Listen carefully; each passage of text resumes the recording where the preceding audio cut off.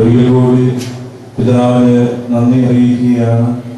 ഈ കൈമുത്തി ഇറങ്ങുന്ന ഓരോരുത്തരും പ്രദക്ഷിണത്തിനുള്ള നിലയായിട്ട് തന്നെ അവിടെ ക്രമീകരിക്കപ്പെടുവാനായിട്ട് ശ്രദ്ധിച്ചുകൊള്ളണം.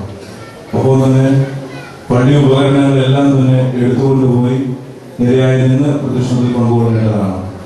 ഓഹരിക്കാർക്ക് വേണ്ടി പച്ച നിറത്തിലുള്ള തിരിയും മറ്റുള്ളവർക്ക് വേണ്ടി വെള്ള നിറത്തിലുള്ള തിരിയും ക്രമീകരിക്കപ്പെട്ടിട്ടുള്ളത് അത് ഉപയോഗിക്കുവാനായിട്ട് ശ്രദ്ധിച്ചുകൊള്ളണം.